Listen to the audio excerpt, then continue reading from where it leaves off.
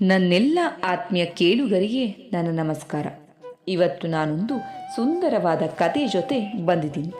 ಬಹುಶಃ ಈ ಕತೆ ನಿಮಗೆ ಹೌದು ಅಂತಲೇ ಅನಿಸುತ್ತೆ. ಒಂದು ಆಶ್ರಮದಲ್ಲಿ ಎಷ್ಟೋ ಜನ ಸಂತರಿದ್ದರು. ಅವರಲ್ಲಿ ಒಬ್ಬ ಹಿರಿಯರು. ಅವರು ತುಂಬ ಶಾಸ್ತ್ರಗಳನ್ನು ಓದ್ಕೊಂಡು ಹೊರಟವರು. ಅವರ ಪ್ರವಚನಗಳು ಜನರಿಗೆ ತುಂಬಾ ಇಷ್ಟ ಆಗ್ತಿತ್ತು. ಅವರ ಮಾತುಗಳನ್ನು ಕೇಳಲಿಕ್ಕೆ ಜನ ದೂರ ದೂರದ ಕಡೆಯಿಂದ ಬರ್ತಾಯಿದ್ರು. ಅದೆಲ್ಲ ಸರಿ, ಆದರೆ ಆಶ್ರಮದಲ್ಲಿದ್ದವರಿಗೆ ಮಾತ್ರ ಹಲವು ಬಾರಿ ಈ ಸಂತರಿಂದ ಸಾಕಷ್ಟು ಇರಿಸು ಮುರಿಸಾಗ್ತಾಯಿತ್ತು. ಅದಕ್ಕೆ ಕಾರಣವೇನಪ್ಪ ಅಂತಂದರೆ ಅವರ ಕೋಪದ ಸ್ವಭಾವ. ಅವರಿಗೆ ಅತ್ಯಂತ ಸಣ್ಣ ಸಣ್ಣ ವಿಷಯಗಳ ಬಗ್ಗೆ ಕೋಪ ಉಕ್ಕಿ ಬರ್ತಾಯಿತ್ತು.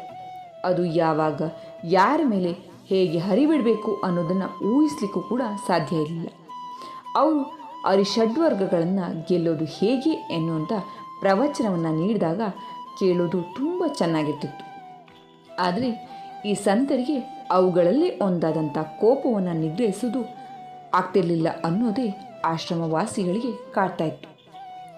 ಈ ವಿಷಯ ಸಂತರಿಗೆ ತಿಳಿದಿರಲಿಲ್ಲ ಅಂತೇನಲ್ಲ, ಅವರಿಗೂ ಕೂಡ ತಮ್ಮ ದುರ್ಬಲತೆಯ ಬಗ್ಗೆ ಅರಿವಿತ್ತು. ತಾವು ಕೋಪ ಮಾಡಿಕೊಂಡಾಗಲೆಲ್ಲ ದುಃಖಪಟ್ಟು ಪಶ್ಚಾತ್ತಾಪ ಪಟ್ಟಿದ್ದೂ ಇದೆ. ಅದು ಹೇಗೋ ಏನು ಮಾಡಿದ್ರೂ ಕೋಪ ಹಿಡಿತಕ್ಕೆ ಬರ್ತಿರ್ಲಿಲ್ಲ. ಒಂದು ಸಲ ಸಂತರು ತೀರ್ಮಾನವನ್ನು ಮಾಡಿದ್ರು. ಒಂದೋ ತಾನು ಕೋಪವನ್ನು ನಿಗ್ರಹಿಸ್ಕೊಳ್ಬೇಕು, ಇಲ್ಲಾಂದರೆ ಆಶ್ರಮವನ್ನೇ ತೊರೆದು ಹೋಗಬೇಕು ಅಂತ. ತಾನು ಆಶ್ರಮದಲ್ಲಿದ್ದುಕೊಂಡು ಮತ್ತೆಲ್ಲ ಕಿರಿಯರಿಗೆ ಕೆಟ್ಟ ಉದಾಹರಣೆ ಆಗಬಾರ್ದು, ಜೊತೆಗೆ ಉಳಿದವರ ದೃಷ್ಟಿಯಲ್ಲೂ ಕೂಡ ನಗೆಗೀಡಾಗಬಾರ್ದು ಅಂತ. ಕೆಲ ದಿನಗಳವರೆಗೆ ಕೋಪ ನಿಗ್ರಹದ ಪ್ರಯತ್ನವೂ ಕೂಡ ಆಯಿತು. ಆದರೂ ಕೂಡ ಯಶಸ್ಸು ಮಾತ್ರ ದಕ್ಕಲಿಲ್ಲ. ಅವರಿಗೆ ತಮ್ಮ ಕೋಪದ ಕಾರಣ ತಿಳಿತು. ಆಶ್ರಮದಲ್ಲಿದ್ದಾಗ ಒಂದಲ್ಲ ಒಂದು ಘಟನೆ ನಡೀತಾನೆ ಇರುತ್ತೆ. ಅವುಗಳಲ್ಲಿ ತನಗೆ ಇಷ್ಟವಾಗದೇ ಇರೋ ಕೆಲವು ಸಂಗತಿಗಳು ನಡೆದಾಗ ನನಗೆ ಕೋಪ ಬರುತ್ತೆ ಅಂತ. ಸರಿ, ಮಾರನೇ ದಿನ ಅವರು ಯಾರಿಗೂ ಹೇಳದ ಹಾಗೆ ತಮ್ಮ ಬದುಕಿಗೆ ಬೇಕಾದ ಒಂದಿಷ್ಟು ಪದಾರ್ಥಗಳನ್ನು ತೆಗೆದುಕೊಂಡು ಆಶ್ರಮವನ್ನೇ ಬಿಟ್ಟು ಹೋದರು. ಬಹುದೂರ ಪರ್ವತವನ್ನು ಏರಿದ್ರು.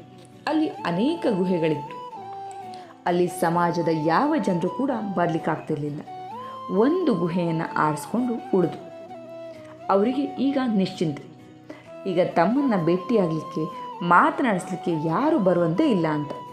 ಆದ್ದರಿಂದ ಕೋಪ ಬರೋದಕ್ಕೆ ಯಾವ ಕಾರಣವೂ ಇಲ್ಲ, ಅವಕಾಶವೂ ಇಲ್ಲ ಅಂತ.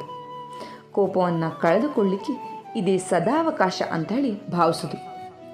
ಗುಹೆಯಿಂದ ಕೊಂಚ ದೂರದಲ್ಲಿ ಒಂದು ನೀರಿನ ಪ್ರವಾಹ, ಅದು ಶುದ್ಧ ಜಲ. ಅಲ್ಲಿಯೇ ಅವರ ಸ್ನಾನ ಪೂಜೆ ನಡೆಯಿತು. ಅದೆಷ್ಟು ವರ್ಷಗಳಿಂದ ಆ ನೀರಿನ ಪ್ರವಾಹ ಹರಿತಿತ್ತೋ ಏನೋ. ಒಂದು ದಿನ ಸ್ನಾನಕ್ಕೆ ಹೋದರು. ಸ್ನಾನ ಮಾಡಿ ಆಯ್ನಕ್ಕೆಂದ ತಂಬಿಗೆಯಲ್ಲಿ ನೀರನ್ನು ತುಂಬಿಕೊಂಡು ಇಟ್ಟರು. ಅದು ನೀರು ಹರಿದು ಹವಾಸೆಗಟ್ಟಿದ ಸ್ಥಳ.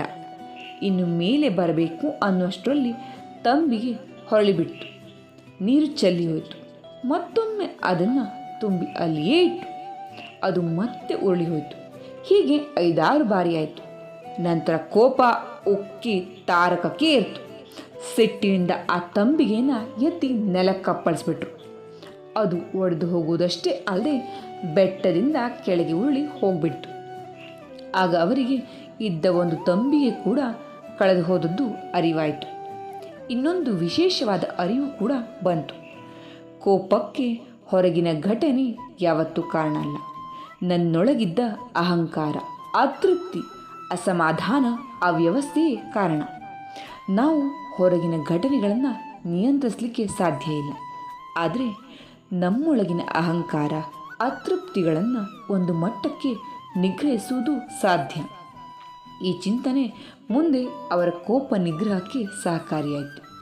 ಆತ್ಮೀಯರೇ, ಈ ಕಥೆಯನ್ನು ಹೇಳಲಿಕ್ಕೂ ಕಾರಣ ಇಷ್ಟೇ. ನಮಗೂ ಎಷ್ಟೋ ಬಾರಿ ಈ ಅನುಭವ ಆಗಿದೆ ಅಲ್ವಾ? ಸಣ್ಣ ಸಣ್ಣ ವಿಷಯಗಳಿಗೂ ಕೂಡ ನಾವು ವ್ಯತಿರಿಕ್ತವಾಗಿ ಕೋಪವನ್ನು ಪ್ರದರ್ಶನ ಮಾಡ್ತಾನೆ ಇರ್ತೀವಿ.